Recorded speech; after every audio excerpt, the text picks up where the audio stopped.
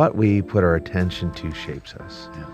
Whether that's social media, whether it's a love for art or whatever it is. And I think putting your attention and beholding and being part of a meal that beholds what Jesus did for us on the cross will begin to shape us in a way that is consistent and in a way that will help us be transformed in his likeness. Hey, thank you again for joining us on this podcast today. I have two of my favorite people as our guest here, Jeff Kane, Senior Pastor of C3 Atlanta, and Father Dave. Great to see you, Father Dave. Great to be here. Glad you're here. Father Dave Larlee from St. Bart's Church, Anglican Church here in Dallas. And we've been, all this week, we've been together. We've been, this is our Presence Week, and so Jeff, you preached on Wednesday night, did a fantastic job. Thank you. And Super Dave, you did an amazing job, and it's been awesome for us to be together with you every day at noon, the noon hour. You've been posing some wonderful questions and leading us into communion together, taking communion together. And I thought we might just take a few minutes and just talk about that, because the Anglican liturgical sacrament of communion is really a lot different than what, how I grew up, and certainly how me as a pastor leads our church. But it's been very, not just informative, but it's been very meaningful to me to do it the Anglican way. So I want to talk just a little bit about communion. And, Jeff and I got a few questions about it. And so let's just start out with the sacrament of communion. And just talk to us about, why we as believers need to be very familiar with what we're doing there.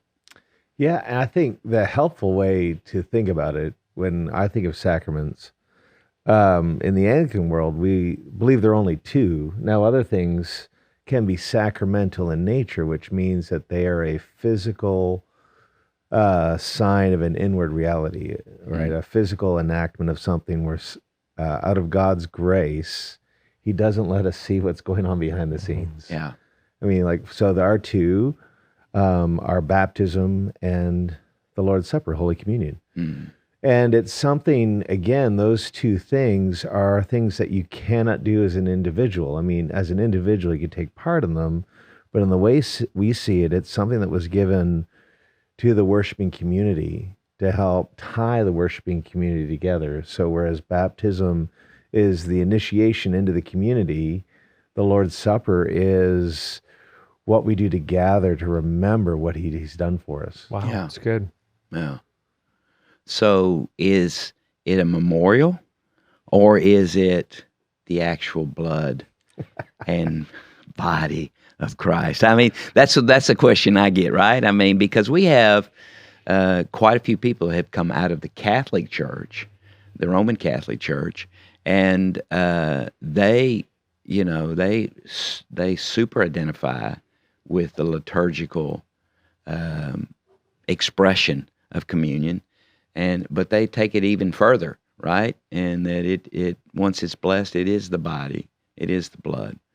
Can you talk a little bit about that? Yeah, absolutely. So in my church world, the Anglican world, where it's intentionally described as a very big tent. So the thing about the Anglican world is there's a lot of variety in positions that people take, and we have some who are Anglicans, who are very much in that camp where it's a memorial, and others who are way up the candle. I call them the nosebleed section. It is the body and blood, and you can see that work out because the people on this side who think it's the literal body and blood, they're really worried about crumbs. Yeah. And so what we've been doing with that sourdough loaf would have just been utterly stressful. Yes. Because you can't leave his body scattered on the table, right? What do you do? And then the other side of the memorial, it's like, well, we'll just, it's very different. And I think the best way, the most helpful way that I look at it is that, again, like we said about when you think about baptism, and whether you're baptizing someone as an adult, full immersion, your average experience is you're going to feel like you got wet, right? Because you've gone under the water, you come back up. Spiritually, we know there's a lot more going on. And the same with communion is that we believe that, whether it's a wafer or bread, whether it's juice or it's wine, something is going on. And I would say that our belief is when you take a look at sacramental theology, it's a lot closer to charismatic theology than one would first think, because we believe that we take Jesus at his word, that when we do these things, we celebrate them until he returns. And when he returns, we know that his kingdom will be absolutely, completely brought to bear on this earth. And so when we break the bread and take the wine and remember what he's done for us on the cross, spiritually, what we believe is going on somewhere in all this mystery is that the kingdom of heaven is drawn near to us. It's good. And so really what that means is that meal is food for the road. Yeah. And we take it so that we can go out knowing that we've met with Jesus, and we can, as we go about our day-to-day life, when we're dispersed as a church, we're building his kingdom. So I don't know if that sums up what happened in the Reformation, but what I know is that they burned people for this. They did. Yeah. One of the things I think is I see, and I don't claim to be a theologian on any professional level, but one of the things I see in church is people don't like mystery. People want answers, and the truth is when you approach God, there's always going to be a mystery. I had a youth in our youth group said, I just need to know, how do I know for sure that all of this is exactly true? I need concrete proof. And I said, well, there is a point at which faith becomes, trusting God. You have to trust him because there is no physical proof of the resurrection. You cannot go back and see all of the elements in place. There's no video footage. And even if there was, you have someone telling you that there's a conspiracy somewhere that it's not proof. We talk about the gifts of the Spirit in our Spirit-filled churches, and people go, well, they're enumerated in the New Testament. I don't personally think that Paul was trying to enumerate every gift so that that's the set. I think the Holy Spirit is far bigger than that. God is far more powerful than that. And if he wants to give you a different kind of gift, he can absolutely do that. And I think that's probably the norm rather than the exception. We look at Galatians 5 and people say, well, the fruit of the Spirit is this. So here's all the virtues that I need to make sure I've got, these 9. And as Father Dave said beautifully this week, he said intensity is not among the list of the fruit of the Spirit. Right. The truth is, again, everything I've read says that fruit is, every one of those words is a descriptor of the life. So it's singular fruit, and it's descriptors of what that fruit is. So those 9 virtues listed, those are the only virtues. Like that's not all there is. So when you take communion, people want to go, well, what is this? Give me all the words to describe it because I don't want any mystery at the end. I think what Father Dave was alluding to, and I'm not speaking for him, but I think what I was hearing him say is, there's mystery in this. Yeah. Like, this is a means of grace. We're not going to understand it. How am I made worthy? How does the atonement work? I mean, I've read lots of books on the atonement, and every one of them I read says, we don't know exactly. It's probably a mixture of lots of different thoughts here, whether that's,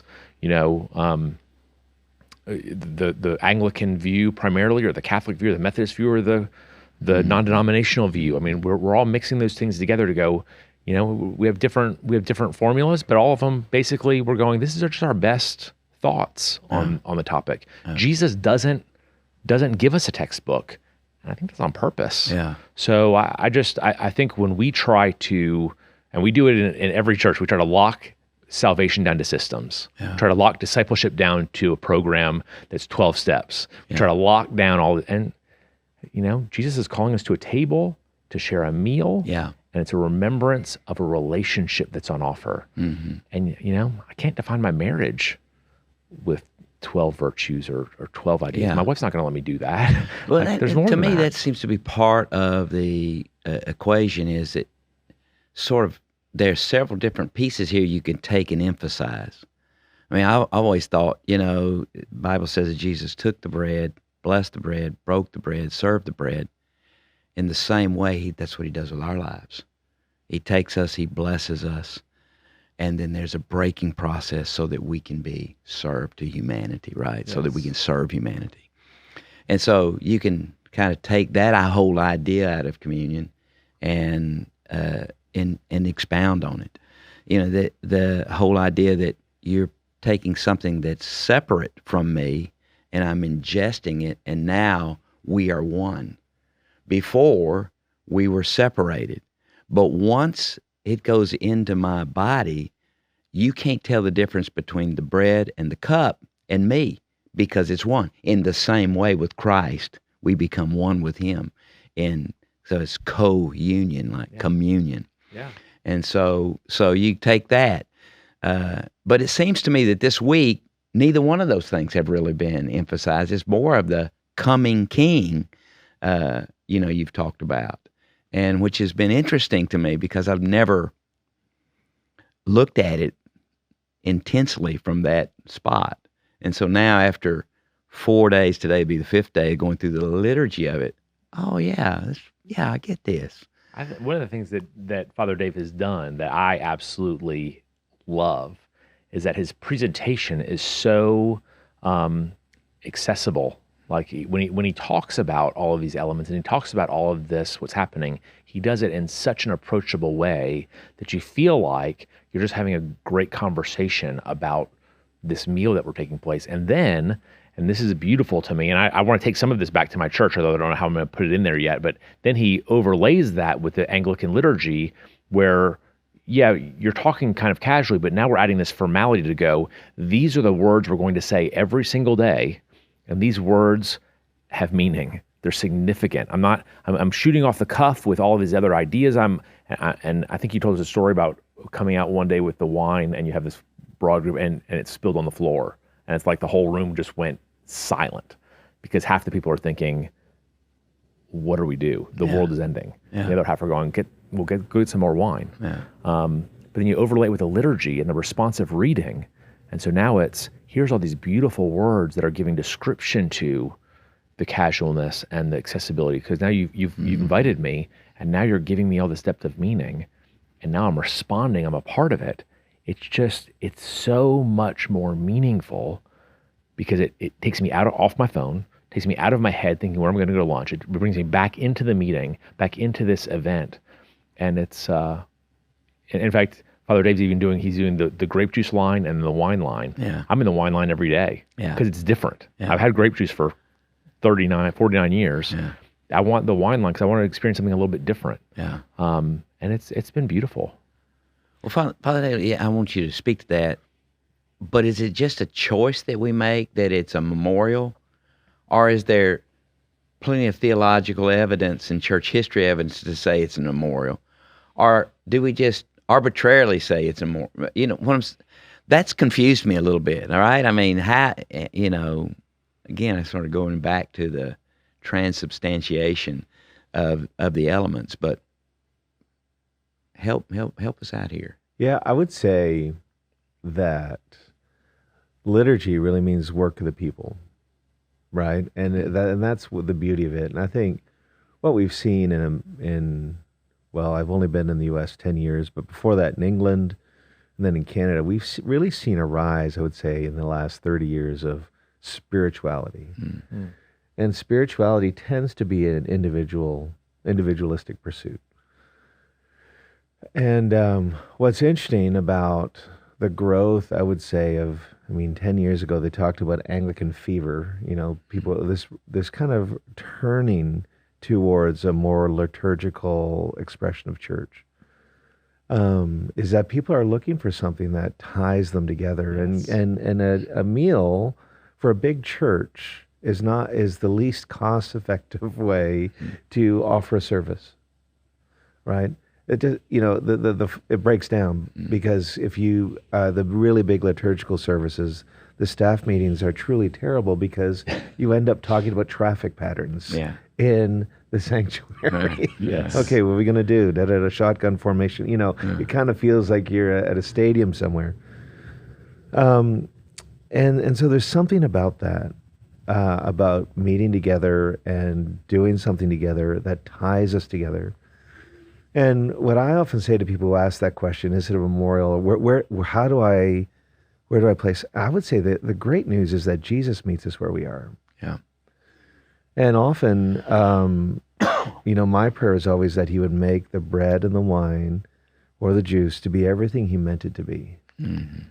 And so I've had, I've been an Anglican my whole life.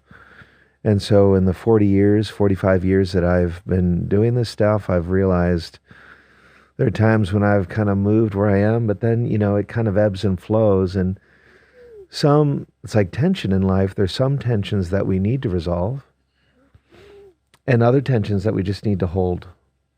And usually, in my experience, the kingdom of God is found when we hold that tension. Mm. So we do believe in healing, and we do believe in a doctrine of suffering.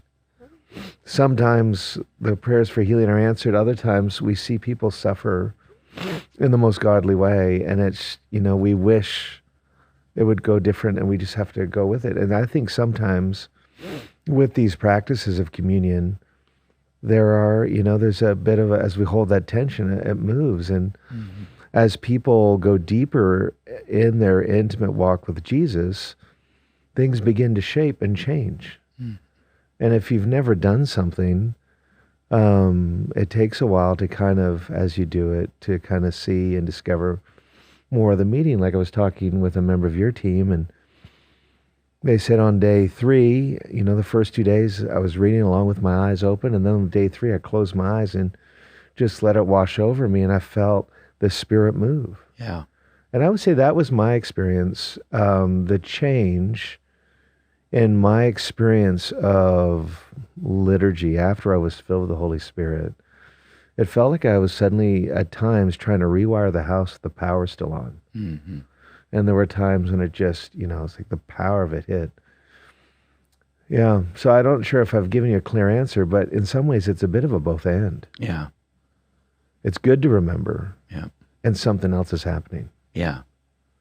And in his grace, I think he doesn't let us see quite what's happening because it would be too much. Yeah, it's like it's a memorial, a straight up memorial service, but it's also a reenactment, right, of the first communion, the night before Jesus was betrayed, and or the night he was betrayed, and then it also has an element of nowness that, where. I've heard stories of people being healed by taking communion or receiving communion.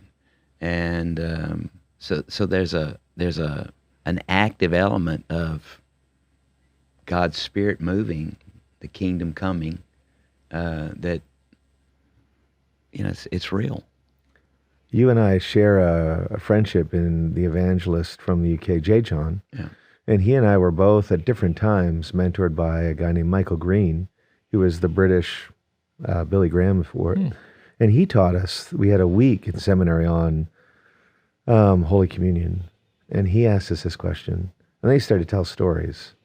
And the guy had been all over the place. And he told the story that really hit home. He said he was in his church in the middle of the city of Oxford. And this man came in without a shirt on who was clearly deranged and came charging at him with a knife to kill him.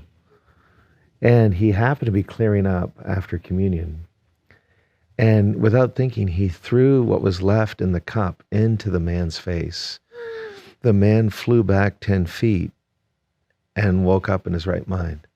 Wow. And he said, was that a memorial? Does a memorial have that power? Oh, golly, I don't know. And I think there's that sense of, and the other thing in England where I would say on the whole, witchcraft is much more prevalent.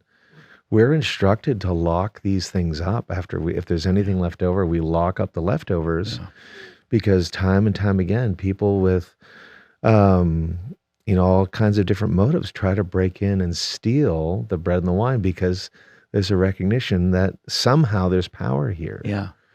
And what does that mean? Well, I don't know, but we could talk a lot about that. But there is, and we know that there's power in the blood. Yeah. I know we purchased this facility from the Episcopals. And Yeah. It's a very high Episcopal church. And they had I don't know exactly what you called it on the altar, but the cabinet where they kept the wafers that had been blessed and the wine that had been blessed. And they had a candle suspended from the ceiling that burned as long as the excess It was in there. communion elements were there. The reserved sacrament. And so, reserved sacrament, exactly. And so it had a little key to it, just like you're saying. Yeah. Yeah.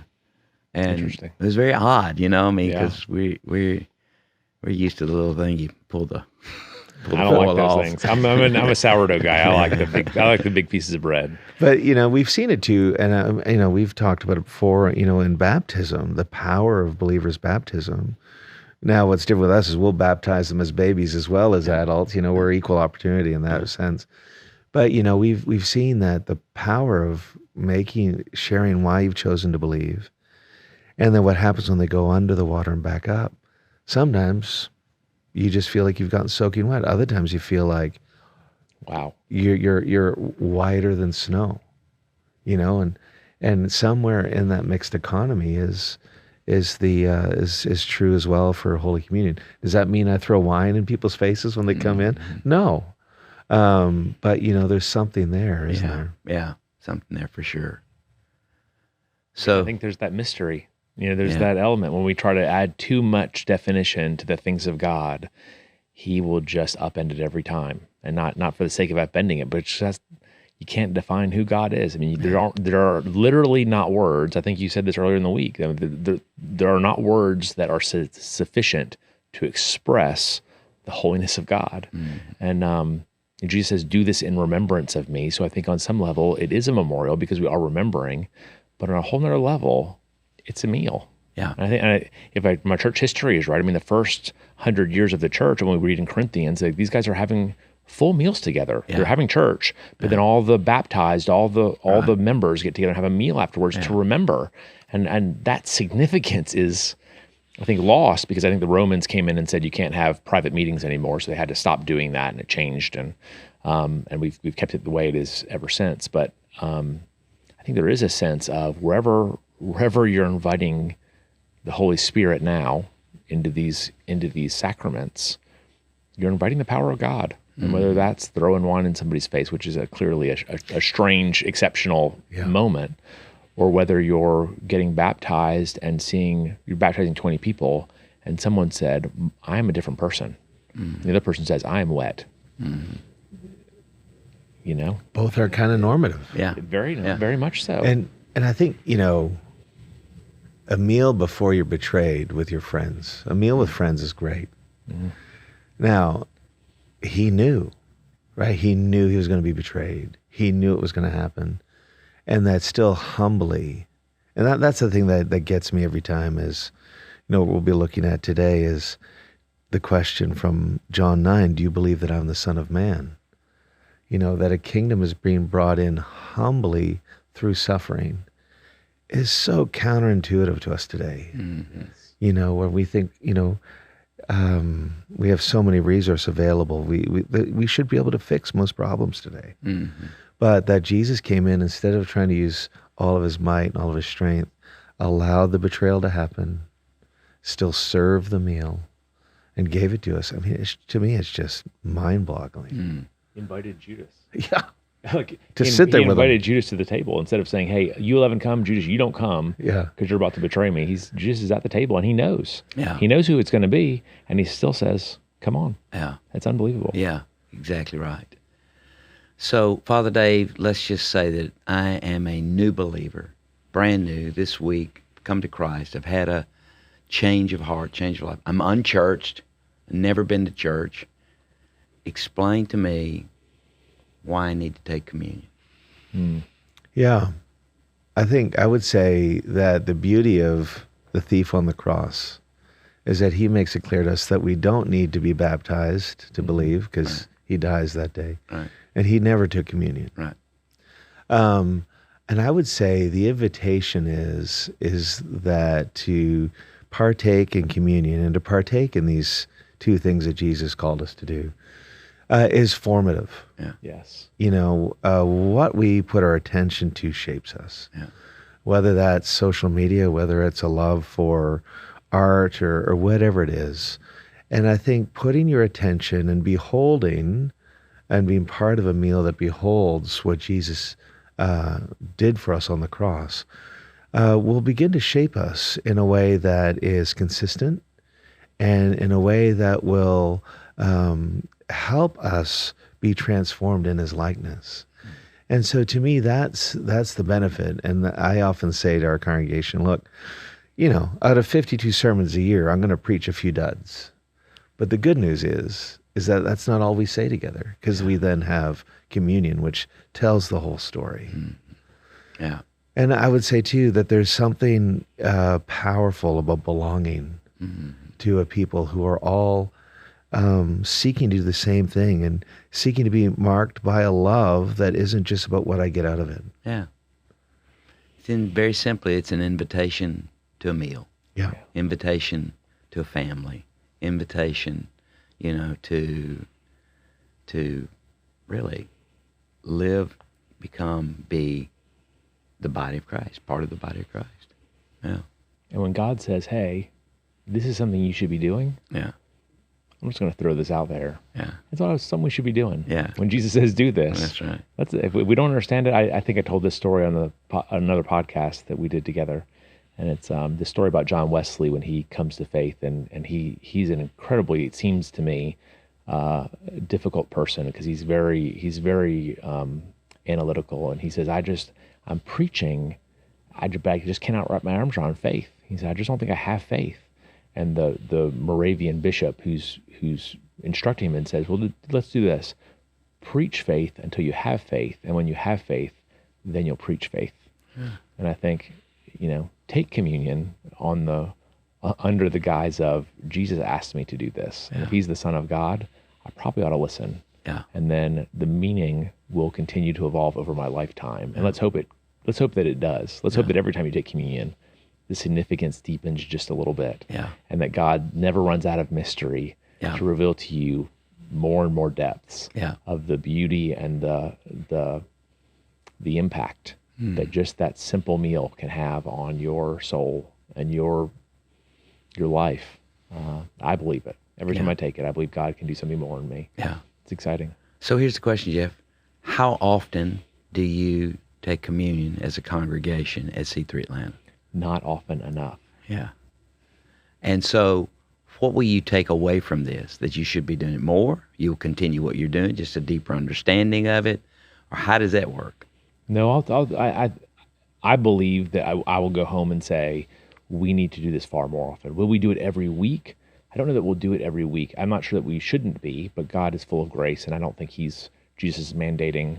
In fact, I think a lot of this is outside of the church, which is a whole different podcast. But I think we should be doing it at least once a month in church, and I would like to be doing it even more often than that. Yeah. I think it's not siloing it off to the side to say we have to take 15 minutes every Sunday to do this one thing, but instead of during worship and during a moment, we can have a call to communion while we do this together, and maybe add some synergy to some of the other things we're doing. Yeah. I'm not putting you on the spot. I just wondered. No, we've been saying that. We've been saying that for a year, and I think coming out of this significance of what Father Dave's been doing this week, I think my whole team will now say, yes, absolutely, we want to be doing this more often. Yeah, fantastic. Father Dave, thank you. Thank you. Pastor Jeff, thank you. Thank you. Great being with you guys this week. I think maybe we've left more questions than answers, but I think it's great to have a little deeper understanding of the sacrament of communion. So thank you, and thank all of you for joining us today. God bless you. Look forward to seeing you at Trinity Church soon.